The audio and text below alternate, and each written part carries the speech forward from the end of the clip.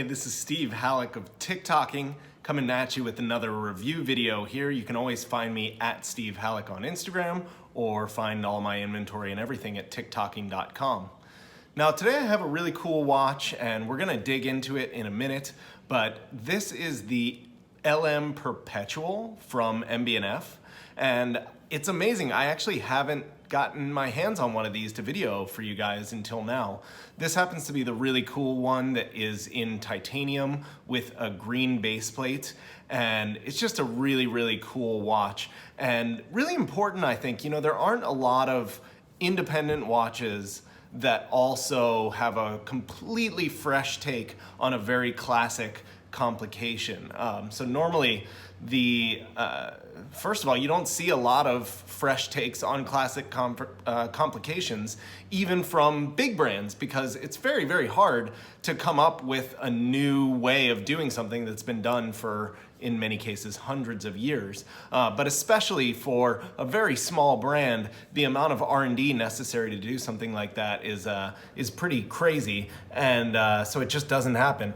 But you'll see in this watch, you take the Perpetual calendar, which has been around now for, you know, centuries, and it really is a cool mechanical new take on what is one of the most classic complications. Of course, my history with MB&F goes without saying. I'm very close with Max, very close with the brand, and I just love them. I think they do everything right, and this watch to me is a real testament to what a brilliant and visionary CEO can get done in the kind of fast-paced world of an independent brand. So man, I just love this piece, and I think we should just dig in. So the first thing you notice when you see this watch, like all LMs, is this big balance wheel on the top, suspended this time by this really beautiful kind of natural inspired, rounded off polished bridge.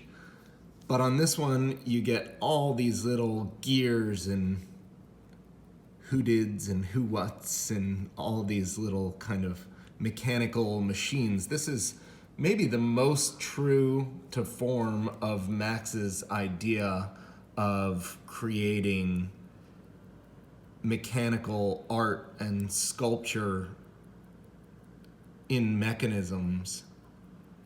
You know, this looks like something straight out of the Mad Gallery, of a wheel that turns a arm that hits something else that does, you know, whatever else. And that's kind of the impression that you get, and especially the impression that somebody who doesn't know watches would get, is that this is just sort of a big mechanical beast. The actual mechanics of it are pretty revolutionary, actually. The basics is that of course, the time telling is up here, which presents a challenge for gearing off all of these perpetual calendar mechanisms.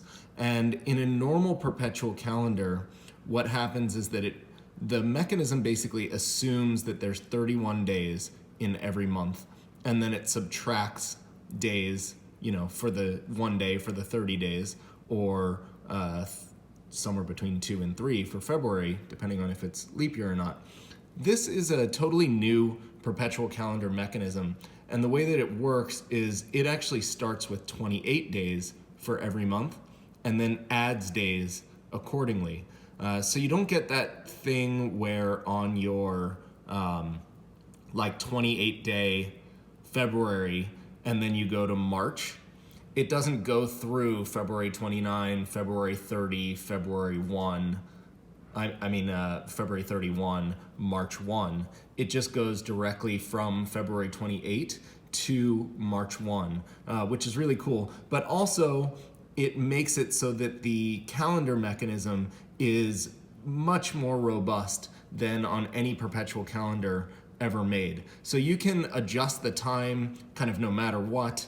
You can go forwards and backwards. You can even go while it should be changing the date, and none of these things will actually break it. Whereas in a traditional perpetual calendar mechanism, it's really easy to break the watch by setting it improperly, especially during that kind of 9 p.m. to 2 a.m. zone when the date is engaged. So that's really cool. And then in addition to that, you can see these little pushers here, and these are how to adjust the calendar itself. So you don't need a separate pusher, you can just adjust. This one is your main one for if you leave it in the safe for a few days or something. This adjusts all the functions forward a day. So if right now it's February 5, if I let it die down and I picked it up again on February 9, all I'd have to do is hit this button 4 times. And again, I could do it at any time of day. And not only would it move that 4 times, but it would move the day of the week forward as well. And if I had happened to go through a month, it would move me to the next month. So that's the really easy one. And then you've got ones for the day of the week, the month, and so on and so forth. So the finishing, of course, as all the LMs, is pretty spectacular. It's a beautiful movement. This kind of symmetrical bridge layout with these barrels is pretty awesome. And it's pretty cool having the escape wheel down there. It's just not a place that you normally see it, and it's kind of highlighted in a very cool way. So, I mean, I think this watch is really a winner in almost every way. Of course, this one being in titanium, it's quite light. But it's not like, it doesn't feel plasticky or anything like that. It still has some significance to it. And being domed, it's got a thickness to it that it needs for all that depth, but it's not incredibly thick. It's just sort of, a nice shape and size. I'll show it to you on my wrist, and you can see that it's totally wearable for almost any wrist size.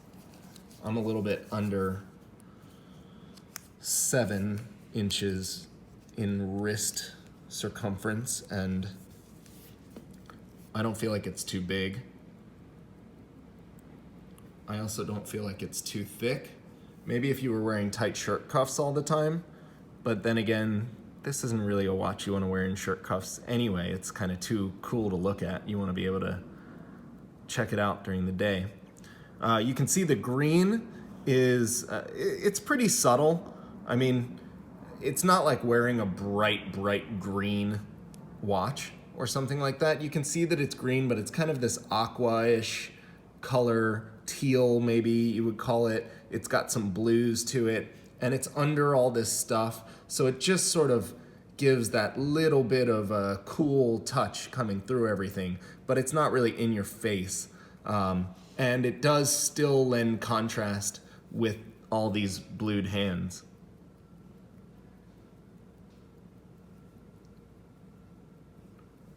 Check it out at different angles. All the different finishes and the wheels and everything really grab the light, and then you've got the balance always moving, so you've got both movement in light and actual movement. Just a stunning watch. I would love to wear this one every day.